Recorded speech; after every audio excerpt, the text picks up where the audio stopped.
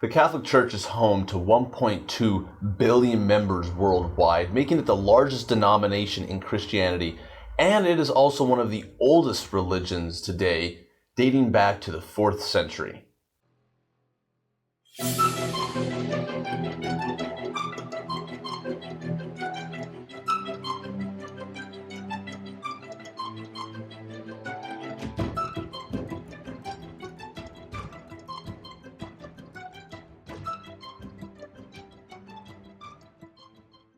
Overall, the Catholic Church has been the single largest influence in the last 1,500 years and has a long history of practices, laws, and traditions that are still held in high esteem by Catholics worldwide today. I myself was baptized and raised as a Catholic for 20 years. I was an altar boy, I went to private Catholic school, and I used to engage in vigorous debates with non-believers because I was convinced that I held the truth. This may be odd, but I had a very different outlook than most people do. I will try to explain in this video how Catholics view themselves and how they view the origins and history of their Catholic faith. This is the first video in a series that I will be doing examining the Catholic Church, its history, roots, and traditions, and I really look forward to them and you joining me as I continue this series. Now, how do Catholics view themselves, their life, traditions, and origins? When I was a Catholic, I was proud. We were all proud.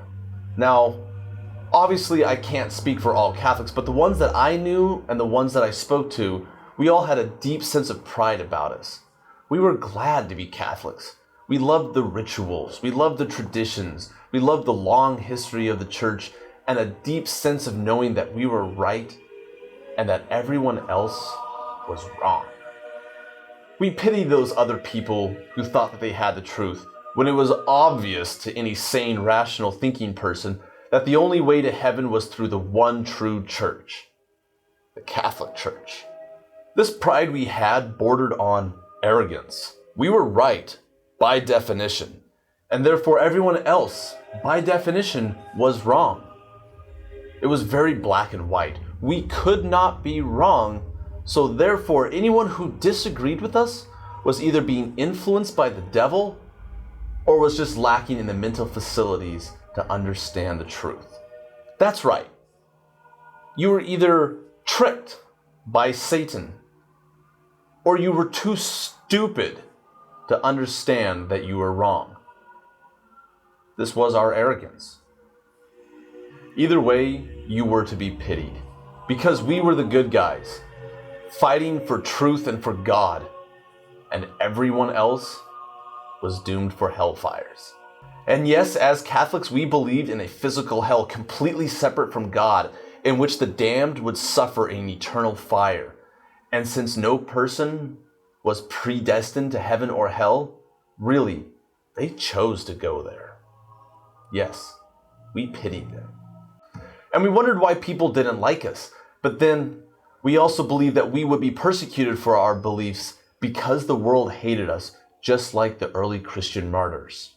We were obsessed over the concept of martyrdom, and we reveled in the gruesome stories of the saints that had happily gone to their death, singing praises to God. We envied them, as a martyr's death is the single greatest death that a Catholic can ever hope to achieve. At night, we would read Butler's Lives of the Saints, stories of Lucy, who had her eyes ripped from her face, or Sebastian, who was shot full of arrows, only to recover and then be clubbed to death. Or of Edmund Campion, who was hung, then his guts were torn from his still alive body and then cut into 4 pieces. Or Isaac Jogues, who suffered martyrdom at the hands of native savages, as we were told. His hands were mutilated, fingers cut off, his leg was eventually amputated, and eventually he was beheaded. We delighted in these stories.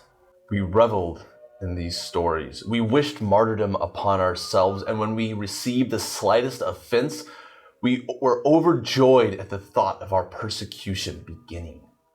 Everything was a persecution. We were constantly told how much the world hated us because we held the truth. and any persecution, therefore, was confirmation of our righteousness. Thus, we began to view more and more things as persecution. Everyone was out to get us, and everything was against us. And everyone was trying to drag our souls down to hell with them. Hell, there was another fetish we delighted in, though in gleefully solemn tones, dutifully reading about the various tortures that awaited those who offended God. We told ourselves that it was out of a healthy fear of doing wrong and a desire not to suffer these eternal torments. And indeed, that was partially true. When we weren't fantasizing about who would have their skin flayed from their body and be roasted alive for eternity, we were constantly worrying that we weren't good enough and that we would go and spend eternity in this awful place. We used to make a game, actually when I was a kid, of trying to touch a hot surface for as long as we could until we had to jerk back from the pain. And then we would all comment on how much hotter the fires of hell would be and how we would not be able to pull back from the pain. I remember my mother reading stories of the torments of hell and the visions of saints who had seen or had traveled to this awful place. We were at once terrified of going there, but also delighting in the fact that we had a means of escaping this, while others did not. And while such visions and prophecies were not official propaganda of the Catholic Church, we were allowed to believe them if we so chose. And believe them we did. After all, these came from champions of the Church, saints, theologians, and doctors of the Church. Who wouldn't believe them? Their writings were taken as truth. Even as we mouthed their fallibility, we took them at their word. These were champions of Mother Church, and their lives were exemplary. And the Church had dutifully recorded their lives with as much accuracy as possible. The history that the Church presented was not questioned, nor was the writings of the Church ever questioned. For the Church themselves even wrote about scandals involving the Church, even with popes themselves. And if they would record the bad, and we should believe that, then we should believe the good that they recorded and wrote for us. History was unquestioned, and any differing views were obviously the work of enemies of the Church and of God, and false evidence had been planted by the devil to try and trick the faithful into doubting. Indeed, doubt was a strange subject, as it was both something to be avoided at all costs and yet a chance at greater spiritual growth. Doubt was a chance to be led into temptation by Satan. But if it could be conquered, then great spiritual gains would be made.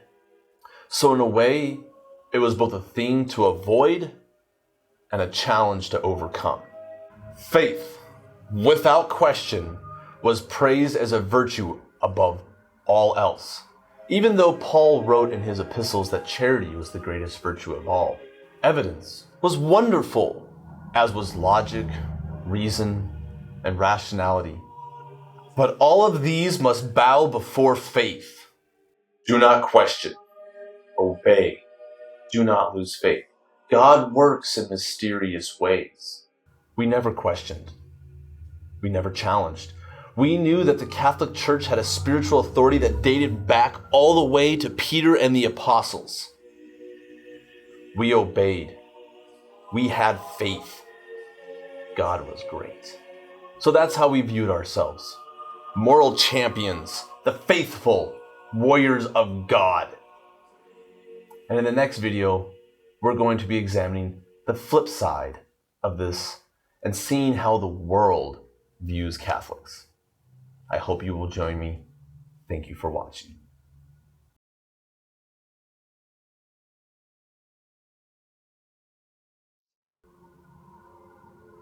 That was a good one.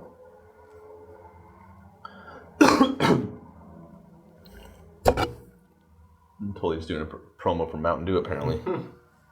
I didn't even notice that was there. Actually, you can't see it. No, I had it right here.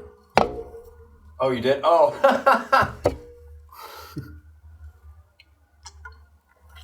Fuck it, brought to you by Mountain Dew.